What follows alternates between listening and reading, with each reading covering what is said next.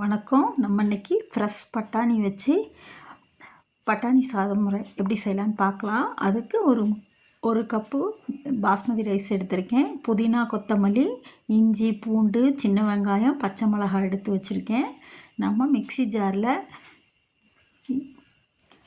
கொத்தமல்லி, புதினா, பச்சை மிளகாய், இஞ்சி, பூண்டு, சின்ன வெங்காயம் எல்லாத்தையும் போட்டு நல்லா பேஸ்ட்டாக அரைச்சிட்டு வந்துடலாம். இப்போ குக்கரை அடுப்பில் வச்சு நான் எண்ணெய் ஊற்றி பட்டை ஏலக்காய், பிரிஞ்சி இலை இதெல்லாம் போட்டு தாளிச்சிட்டு நம்ம அரைச்சிட்டு வந்த அந்த ஃபைன் பேஸ்ட்டை நல்லா ட்ரை பண்ணிக்கலாம். நல்லா அந்த பச்சை வாடை போகிற அளவுக்கு வதக்கிட்டு நம்ம இஞ்சி பூண்டு பேஸ்ட் எல்லாமே இஞ்சி பூண்டு இதிலே போட்டிருக்கேன். அதனால் எதுவுமே போட தேவையில்லை.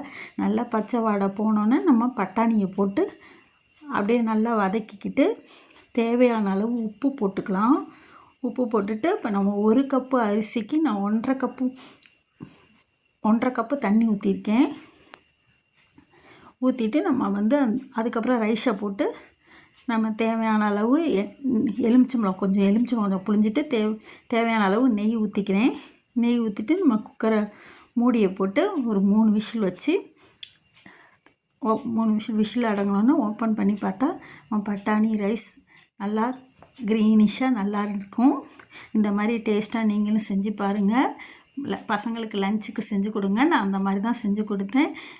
என் சேனல் பிடிச்சிருந்தா சப்ஸ்கிரைப் பண்ணுங்கள், லைக் பண்ணுங்கள், ஷேர் பண்ணுங்கள். தேங்க்ஸ் ஃபார் வாட்சிங். இந்த மாதிரி நீங்களும் செஞ்சு பாருங்கள். நல்லா டேஸ்ட்டாக இருக்கும். ஈஸியாக செஞ்சிடலாம் காலையில் லஞ்ச் பாக்ஸுக்கு.